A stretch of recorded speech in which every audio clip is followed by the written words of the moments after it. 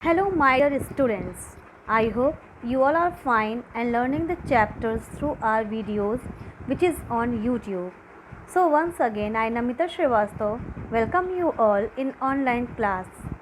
Children, I am here with another chapter that is from English Literature, chapter 5, Eidgah. It is written by Munshi Premchand. So let's discuss about this writer. Premchand was born in 1880 and was died in 1936. Better known as Munshi Premchand, was not just a great writer but also a social reformer and a freedom fighter. He was born in a small village near Varanasi to a well-to-do family. His real name was Dhanpat Rai Srivastav. He wrote more than a dozen novels, around 250 short stories, several essays, and translated a number of foreign literary works into Hindi. He is often regarded as the most celebrated Hindustani writer of the early 20th century and is referred to as the Upanyas Samrat. The story Eidgah, Festival of Eid, has been translated from Hindi by the noted writer Kuswant Singh. Theme: Love, generosity, and the various definitions of wealth and poverty are central themes in Premchand's Eidgah. The story brings out the fact that love is more important than any material item.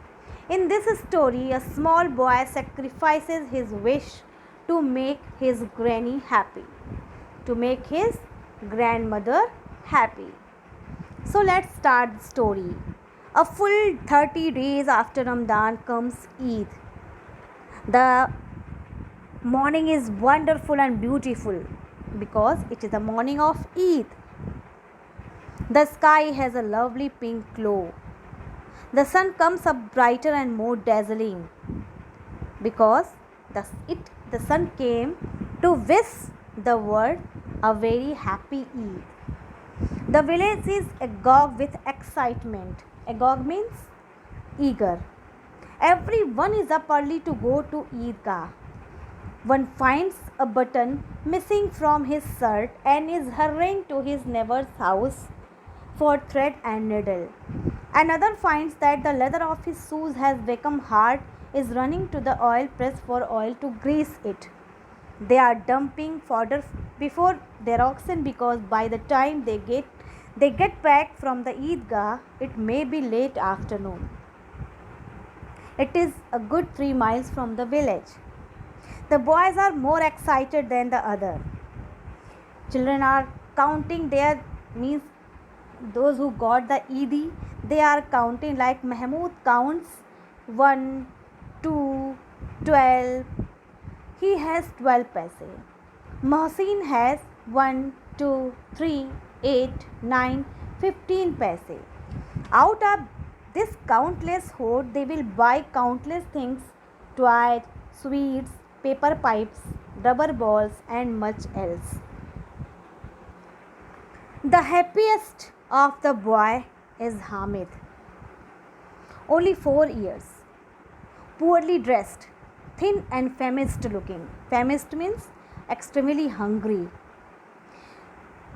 His father died last year of cholera. Hamid, the hero of the story, is a small boy of 4 years. He has lost his parents in his early childhood. Now his caretaker and guardian is his old grandmother named Amina, whom he calls Dadi and with whom he lives in a small village. They are very poor because they have no source of income. Literally, hand to mouth, they are passing their days in utter poverty. Old Amina tries to fulfill their daily needs doing some needle work for others. Still, Hamid is a happy child and is full of love, compassion, and hope because his daddy has told him that very soon his father would return home with lots of money from abroad and his mother would bring many gifts and sweets for him from the house of Allah. Hamid completely trusts his Dadi says, and is waiting eagerly for his parents to come back with lots of fortune for them. Hamid goes to his grandmother and says, Granny, don't you fret over me. Fret means worry. I will be the first to get back. Don't worry. But Amina is sad. Other boys are going out with their fathers. She is the only father Hamid has. How can she let him go to the fair all by himself? What if he gets lost in the crowd? No, she must not lose her precious little soul. How can he walk 3 miles? He doesn't even have a pair of shoes. He will get blister on his feet. If she, if she went along with him, she could pick him up now and then.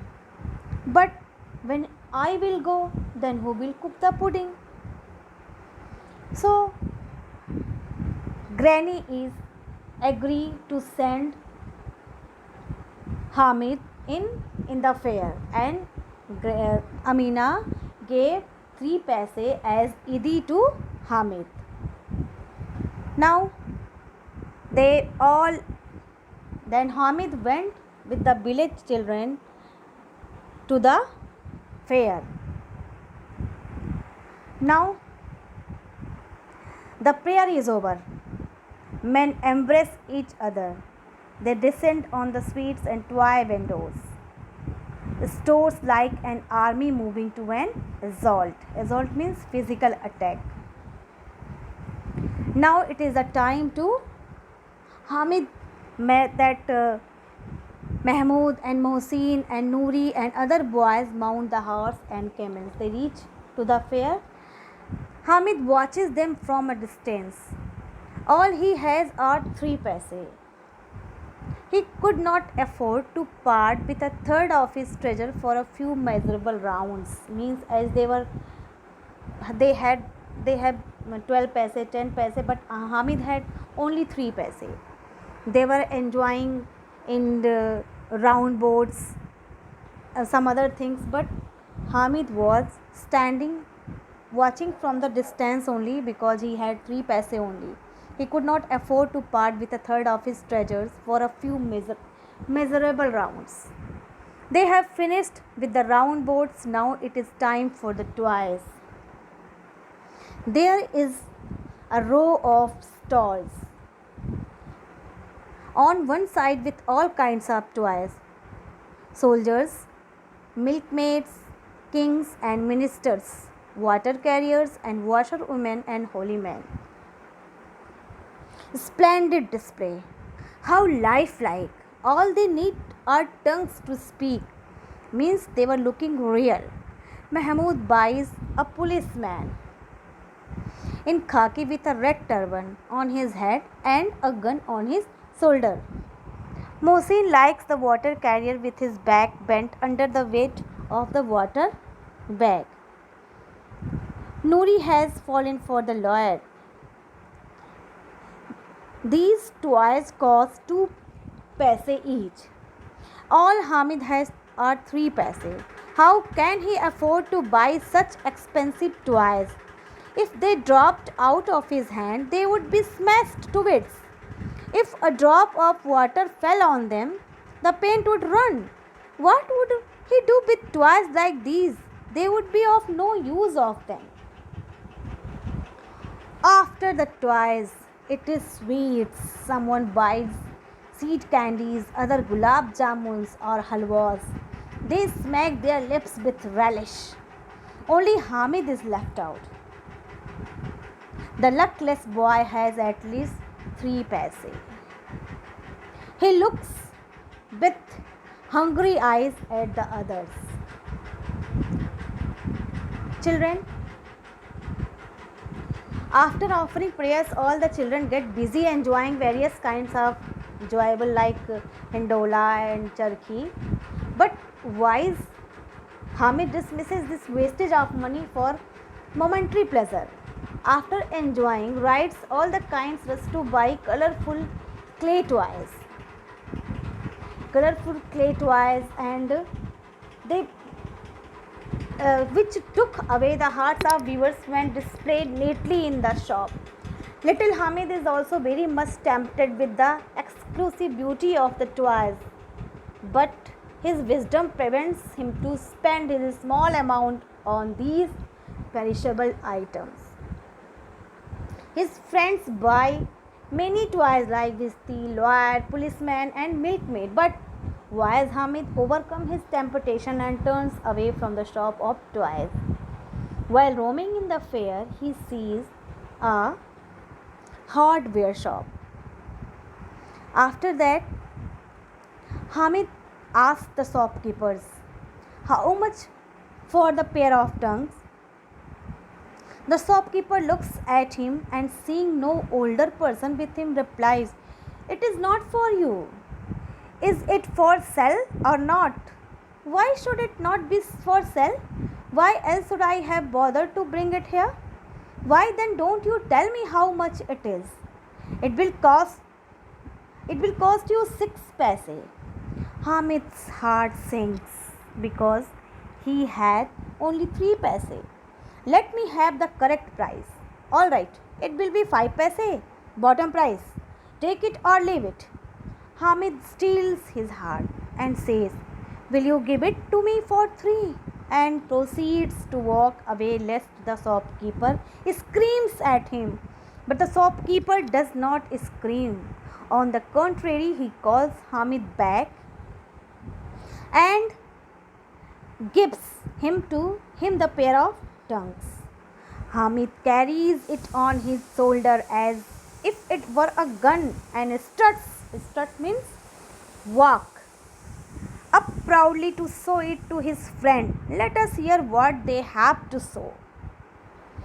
Means what they will see when they will see on this pair of tongue. When Hamid reaches to them, they were showing their means whatever toys they have purchased, they were comparing the toys with his pair of tongues. Although Hamid is ridiculed and teased by the other boys for his useless purchase, he convinces and silences all his friends with his witty and intelligent arguments that how his pair of tongues is better than their perishable toys, and that how it can defeat their lawyer or policeman or water carriers at no time and would last forever, while their clay toys would be thrown away in the garbage within couple of hours. In this section of the story, the dialogues of the children are very interesting. And it is also funny that how all the children start acknowledging the supremacy of Hamid's pair of tongues and are tempted to exchange their purchase with it. Means whatever they have purchased, they want to exchange with Hamid in return of means pair of tongues. It is a perfect example that Munshi Premchand had a keen insight into child psychology. All the children who were then trying to humiliate and ridicule Hamid now are keen to be friends with him and are satisfied enough if they get the chance to touch his unbeatable and invincible pair of tongues. The most poor and stub boy of the entire group returns home from the fair most like victorious, like a hero. He was holding the pair of tongues on the shoulder and he was looking like a hero. Now by the 11th, the village was again agog with excitement. All those who had gone to the fair were back to home. Mohsin, little sister, ran up, wrenched the water carrier out of his hands and began to dance with joy. Mr. Water Carrier slipped out of her hand, fell on the ground and went to paradise. The brother and sister began to fight, and both had lots to cry about. Their mother lost her temper because of the racket that they were making and gave each to resounding slaps. In this way, one by one, whatever their toys they have purchased from the fair, one by one it was destroyed. Now let's hear what happened to our friend Hamid. As soon as she heard his voice, whose voice? Hamid's voice. Grandmother Amina ran out of the house, picked him up, and kissed him. Suddenly, she noticed the tongues in his hand. Where did you find these tongues? I bought them. How much did you pay for them? 3 paise. Granny Amina beat her best.